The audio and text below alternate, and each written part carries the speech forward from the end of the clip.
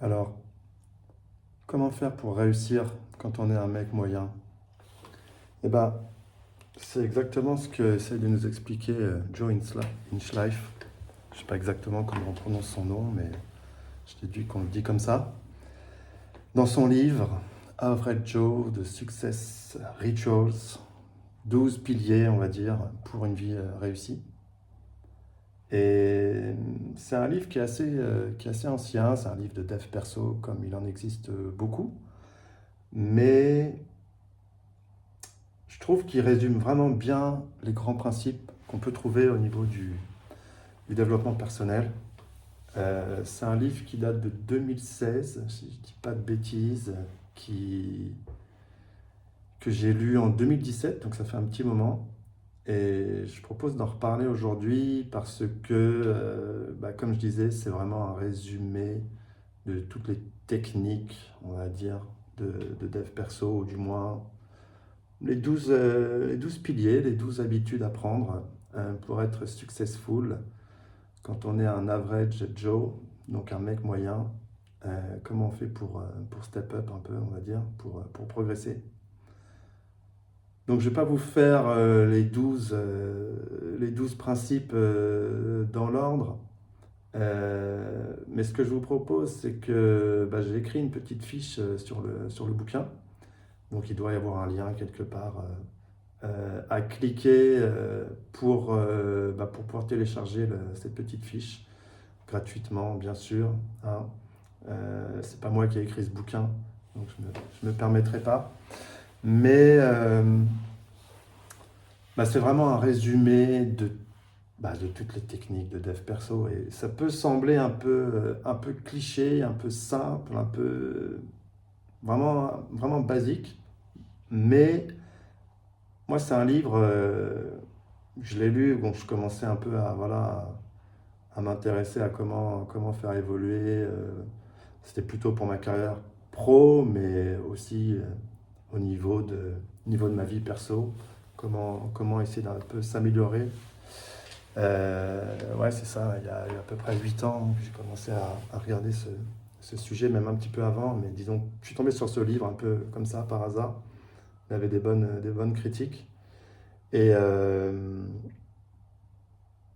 et vraiment, ouais, il m'a vraiment bien reboosté. Les exemples sont très simples, mais comme je le dis souvent, simplicité, ça rime avec efficacité. Ça marche bien dans un texte de rap, mais ça marche bien aussi dans la vraie vie. Parce que moi, je suis quelqu'un qui aime aller à l'essentiel. Et voilà, les exemples simples sont assez parlants. Je sais qu'il a fait une série à propos de ça, il a exploité le filon, hein, forcément. Dev perso, c'est quand même une catégorie qui fonctionne très bien et où les gens reviennent régulièrement. Et c'est un petit peu le défaut on va dire, de ce business autour du développement personnel. C'est que il y a beaucoup de personnes, j'ai l'impression, et moi le premier, et surtout au début, je suis tombé dans le piège de lire un premier bouquin autour de ça, comment optimiser sa vie, comment booster sa carrière, comment avoir de meilleures relations, voilà, tout ce qu'on peut, toutes et toutes avoir, on va dire, un peu comme travers, comme chose à améliorer, sur lequel on n'est jamais content. Eh bien, le piège, comme je disais, c'est de lire un premier livre avec à, des points d'action, avec des choses à exécuter pour améliorer, on va dire, et puis de ne pas les faire. Alors, c'est pas grave. Bon, moi le premier, quand je lis, je vais pas après revenir me dire, bon, je finis de lire et là maintenant, enfin, je ferme la page, je suis au chapitre 2. Ah là, il faut que je fasse un exercice, j'y vais. C'est pas vraiment comme ça que ça marche. Faut vraiment voilà, investir du temps pour bah, lire et après trouver un moment pour organiser tout ça. Ça peut être le week-end, dimanche matin si vous voulez, peu importe. Mais je pense que le plus important, c'est surtout d'avoir des éléments qui vont nous marquer vraiment. Et ce livre-là, donc de Joe Inchlife, Average Joe Success Rituals, il m'a vraiment marqué. Peut-être parce que c'est un des premiers que j'ai lu, hein, ça, généralement ça doit beaucoup jouer. Mais ouais, c'est resté dans un coin de ma tête. Et ça, c'est vraiment très puissant. Parce qu'après, à chaque moment, on se dit, ah tiens, peut-être je devrais faire comme ça, peut-être si. Et, euh, et vraiment, il y a des choses que j'ai réussi à appliquer. Et mon petit point de vue, on s'en fout, mais je pense que pour vous qui regardez ou écoutez ce podcast, bah, ça vaut vraiment le coup de dépenser quelques euros pour lire ce bouquin. Ou voilà, si vous n'avez pas le temps, que vous voulez aller vite, ce que je peux comprendre, et bah, allez sur mon site et téléchargez la petite fiche récap. Il y a, je sais pas, trois quatre pages, cinq six pages, je ne sais plus. Euh, voilà, qui résume bien. Et sincèrement, ça paraît peut-être simple, mais si vous comparez bien avec d'autres grands gourous de dev perso, vous allez retrouver toujours les mêmes éléments, hein. Parce que en fait, c'est bien d'avoir des techniques de développement personnel, c'est-à-dire comment on doit faire les choses, optimiser, avoir un plan, blablabla. C'est bien. Mais ça, je pense que beaucoup de personnes peuvent le déduire naturellement d'eux-mêmes. S'ils prennent un peu de recul, ils vont s'en rendre compte et ils vont bien voir ce qu'il faut améliorer, hein. Je pense qu'il ne faut pas sous-estimer l'intelligence des gens. Là où c'est fort, ce genre de bouquin, et selon moi c'est leur utilité, c'est de montrer des exemples qui vont nous marquer et rester dans un coin de notre tête. Donc ça peut être très puissant, on va pouvoir s'y identifier et puis se dire, ah oui, voilà, peut-être que je devrais faire pareil, ça pourrait m'aider à aller de l'avant. Et l'autre chose, moi je pense que c'est surtout des livres, on va dire, de motivation. Relire un livre de dev personnel une fois ou deux par an, ça permet de se relancer parce que, comme dans tout, hein, la clé, bah, c'est de rester constant dans les efforts, hein. On ne peut pas se dire je fais un boost d'efforts pendant un mois ou deux, je progresse et puis après je reste comme ça, hein. Euh, voilà, hein, faut des hauts, des bas, il faut des épreuves, il faut batailler. C'est comme ça que c'est comme ça qu'on avance, hein. Et, euh, et donc ouais, ce livre est vraiment pas mal. Donc je vais vous passer deux, trois exemples pour essayer de vous donner aussi l'envie de le parcourir.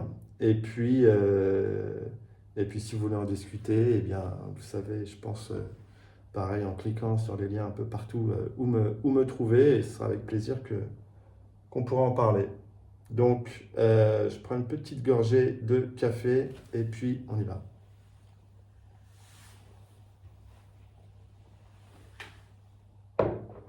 Alors, les 12 principes. Le premier, hein, bon, c'est facile, se lever tôt. Bon, ça paraît vraiment bête, c'est ce que vous dit votre grand-mère, mais ça fait vraiment la différence.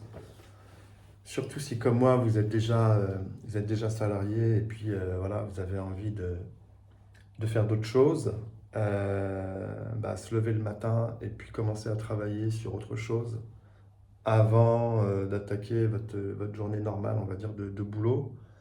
Ou même si vous avez une seule activité et que voilà, vous avez des objectifs très importants que vous voulez accomplir, bah, rien de tel que de se lever tôt et puis de commencer par ça. Euh, pour se lever tôt, il faut se coucher tôt. Donc c'est pas forcément simple, mais le principe suivant, bah, ça va aller de pair, hein.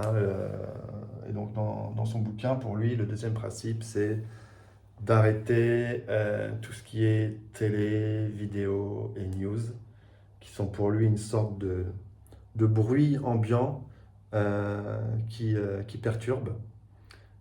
Et ça, c'est quelque chose que vraiment j'ai appliqué. Voilà, suite à un déménagement, j'ai vendu ma télé, j'en ai pas remis. Je regarde pas du coup les news, etc. Et ça, c'est pas qu'on est dans sa bulle, puisque de toute façon, les infos viennent à nous naturellement. Mais, euh, mais vraiment, déjà, ça permet le soir de ne pas passer 2 3 heures pour un petit peu détendre son cerveau. euh, Parce que y a d'autres façons de le faire. Et puis, ça permet de se coucher tôt. Donc, un des points, on en saute quelques-uns, mais le principe numéro 7, c'est de lire beaucoup. Bon, bah voilà, si vous coupez la télé et que le soir, au lieu de rester 3 heures devant une série, le journal, un film, et bah, vous passez ne serait-ce que 30 40 minutes à lire, bah, vous allez vous mettre dans un autre état d'esprit, euh, on va dire beaucoup plus constructif. Un des autres sujets aussi, le principe numéro 3, c'est d'avoir une feuille de route. C'est pareil, c'est des choses qui paraissent évidentes, mais avant de s'intéresser et de se mettre dans cet état d'esprit, bon, il y a vraiment combien de personnes qui vont avoir des objectifs, qui vont les découper en petits sous-objectifs, en petites tâches, qui vont utiliser des outils de suivi. Alors oui, il y a les ultra fans inconditionnels de Notion qui vont vous expliquer qu'on peut organiser toute sa vie dans Notion. Moi, comme vous le savez peut-être, je suis pas trop dans ça. Je suis quelqu'un qui a travaillé dans la tech depuis toujours, mais qui milite pour le fait de l'utiliser avec parcimonie, on va dire, avec intelligence, euh, et vraiment quand c'est utile, et ne pas voilà, être, être tout le temps focalisé dans un monde, on va dire, virtuel, qui n'existe que dans notre imagination. Mais je m'égare un peu, c'est pas du tout le propos de Joe Inchlife. Mais en tout cas, avoir une feuille de route, un plan, hein, comme disait Churchill, si tu fails à faire ton plan, bah, tu planifies de fail. Enfin, voilà quoi. Si t'as pas de plan, tu vas échouer. Euh, Pareil, ça paraît bête, mais rien que de faire ça, ouais, peut-être toutes les 2 3 semaines, se reposer, voir où est-ce qu'on progresse, où on ne progresse pas. C'est tout un état d'esprit et ça change beaucoup de choses. Un des autres principes, bien sûr, dans le bouquin Average Joe, les 12 piliers ou les 12 disciplines pour être successful, eh bien, c'est de bouger, hein, bouger son corps, faire des exercices. Alors, en 2016, pareil, ça paraissait peut-être, c'était pas novateur, on va dire, mais c'était voilà quelque chose d'important. On se disait, ah oui, c'est vrai quand même, on a plus d'énergie. C'est des choses qu'on n'avait pas forcément tous en tête que de faire 30 minutes de gym, je sais pas, le matin. Ça nous donne 1 heure ou 2 de plus d'énergie dans la journée. Alors aujourd'hui, on est tous sous le diktat de la fitness et du corps musclé. Bon, moi je pense que c'est pas vraiment jusque-là où il faut aller, mais sincèrement, ça aide énormément. Il n'y a pas, y a pas à dire. Il faut trouver son rythme. On n'a pas du tout tous le même rythme dans la journée. On a un pic d'énergie, peut-être après ça redescend le midi. Euh, Peut-être qu'il y en a, c'est en fin de journée, qui commencent à être surexcités, je ne sais pas. Tout le monde doit, euh, Tout le monde doit trouver son rythme naturel. Et, euh, et le meilleur moment pour aller faire du sport. Alors, bon voilà, moi je suis comme tout le monde, hein, je regardais les vidéos des super coachs. Et beaucoup proposent de commencer la journée par les exercices parce que c'est le plus dur et comme ça le plus dur est fait. C'est comme se lever tôt. Il faut se lever tôt et commencer par les choses qui ont plus d'impact ou qui sont plus dures pour ensuite aller progressivement. Bon, ça dépend des gens. Moi, dans mon cas personnel, puisque je peux parler de ce que je connais, euh, le matin, moi, c'est une montée où c'est mon cerveau qui va se mettre à vraiment travailler. Euh, Allez, à peine 1 heure, 30-40 minutes après le réveil, ça commence à se mettre en route. Et là, bah là j'aime bien me mettre au travail parce que j'ai beaucoup d'idées, parce que je suis productif, parce que je suis concentré, parce qu'il n'y a personne pour me déranger. Si on se lève tôt, si on commence à 6 h, 6h30 jusqu'à 8 h, généralement, il n'y a personne au téléphone, pas trop de bruit. Et c'est là où je fais ma journée. J'ai essayé de faire du sport le matin, mais comme me disaient mes camarades de basket, je fais du basket en club, je suis une sorte de diesel. Je mets du temps à m'échauffer. Et, euh, et donc le matin, je suis super froid. Et j'avais plus tendance à me faire des torticolis, j'arrivais pas. Le sport le matin, c'est pas pour moi. Euh, J'étais froid, je me faisais des mal au dos en faisant des pompes, des machins. Et je perdais ce temps où j'avais plutôt une activité, on va dire, intellectuelle, voilà, intéressante. Donc voilà, ça faut le savoir.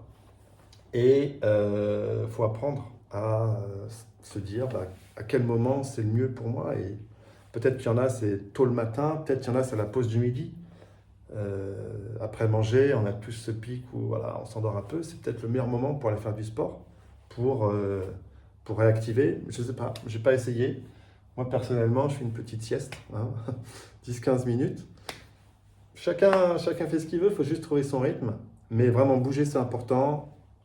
Moi, je trouve que après une journée de travail, se lever très tôt, essayer de finir tôt, vraiment finir le plus tôt possible son travail, genre milieu d'après-midi, si possible. Et après, aller au sport, pour moi, c'est parfait. C'est le meilleur moment. J'ai terminé ma journée avec le sport, on vide l'esprit, on revient bien détendu. On peut attaquer une soirée tranquille. Si vous êtes en famille ou pas, c'est le moment où vous pouvez appeler des amis, aller boire un verre, faire ce que vous voulez. Vous êtes détendu, vous allez manger un petit truc léger, vous allez lire. Et ben voilà, c'est pas si mal. Euh, Si on continue dans les autres principes, comme je disais, je vais pas tous les faire. Tenir un journal, c'est le principe numéro 8. C'est pas mal. C'est pas mal, ça permet de vider son esprit. Ça dépend aussi des gens, mais c'est pas forcément à faire quelque chose qu'il faut faire tout le temps.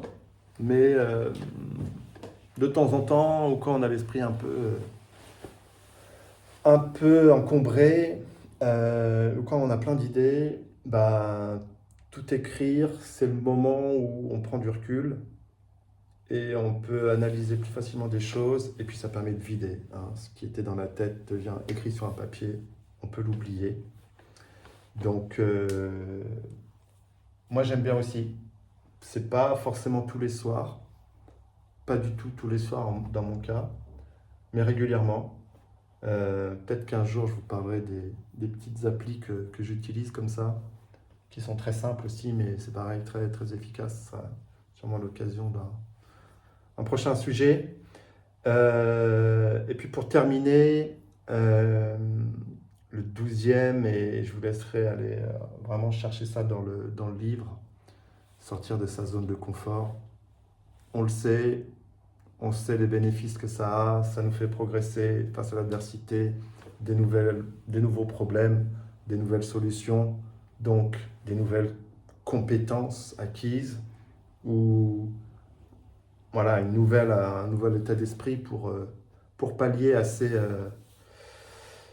cette zone d'inconfort. Plus on y va, plus on a l'habitude de l'inattendu Et donc, plus on réagit mieux, on a moins tout de suite ce coup d'anxiété qui pourrait arriver quand voilà, enfin, ce qui est naturel, hein, et qui est notre corps qui nous indique que justement, ah, l'adversité, je te donne le boost pour pouvoir le surmonter. À force, on sait l'anticiper et réutiliser l'énergie directement dans l'action positive plutôt que de le garder dans de l'anxiété, avoir les mains qui tremblent, mal au ventre ou être paralysé. Donc vraiment s'habituer à sortir de sa zone de confort. Donc c'est, je pense, pas quasi impossible, mais c'est vraiment très dur de de s'y mettre par soi-même. Donc ce qu'il faut, c'est aller chercher toujours la nouveauté, toujours s'intéresser sur les choses nouvelles, ce qui vont amener des nouvelles problématiques. Et donc ça va aider à aller d'une certaine façon dans sa zone de confort, de sortir de sa zone de confort. Puis c'est un éveil, une curiosité. Voilà, on l'a pas forcément naturellement, mais voilà, il faut toujours se forcer dans ce sens-là, et ça, par soi-même, on peut le faire. Et, euh, et sinon, bah, pour aider à aller chercher comme ça des nouveaux challenges, bah, je pense qu'il faut aller chercher de la motivation, par exemple dans des livres de dev perso, qui, comme je le disais au début de cet épisode, sont à mon sens plus des livres à prendre comme des boosts de motivation que comme des livres avec des nouvelles techniques révolutionnaires qui vont vous faire passer très rapidement du point A où vous êtes actuellement pas forcément satisfait au point B où vous serez toujours satisfait. Le point B n'existe pas vraiment, mais il y a des progressions, des différents paliers, et il y aura toujours des challenges, et il y aura toujours de l'insatisfaction, quoi qu'il arrive. Mais ça n'empêche que voilà, avec les années, bah, je pense que ça vaut le coup de savoir progresser. Et donc pour revenir au point du début, eh bien voilà, ces 12 principes, selon moi, suffisent déjà largement. Donc lisez-les. Je vais essayer de vous mettre un lien aussi pour trouver le bouquin, mais je ne veux pas de lien affilié. Donc allez sur Amazon ou où vous voulez, ça se trouve très facilement. Et puis, bah voilà, encore une dernière fois, la petite fiche de récap que j'ai préparée, ça peut être très utile aussi pour la garder quelque part et la ressortir facilement pour continuer à se motiver. Moi, en tout cas, c'est ce que j'essaye de faire et je me dis que ça vaut le coup de le partager, voilà, très simplement pour, bah, voilà, pour essayer de progresser, hein. Ça me semble quand même quelque chose de pas mal, voilà, sans rentrer dans les, comment dire, en mode gourou, hein. Personne n'est là pour vous dire ce que vous devez faire, vous le savez très bien. Mais voilà, lire ce genre de bouquin, à mon sens, ça peut rebooster. Et moi, en tout cas, ça m'a vraiment aidé. Donc, je vous incite à le faire. Et puis bah voilà, hein. Je vous dis à très bientôt pour une prochaine aventure, puisque tout est une aventure maintenant dans la vie. Et puis bah voilà, cliquez sur les liens, les machins, abonnez-vous, faites tout ce qu'il faut, hein. La fiche c'est gratuit, donc hein, tout. Il y a, alors malheureusement, rien n'est gratuit dans la vie. Il faudra mettre son email. Et potentiellement, je vous enverrai d'autres choses. Mais je ne suis pas un spammer, vous inquiétez pas. J'essaie d'envoyer des trucs constructifs. Et il y a des boutons pour se désinscrire très très facilement, un peu partout. C'était Vlad, le haut-parleur.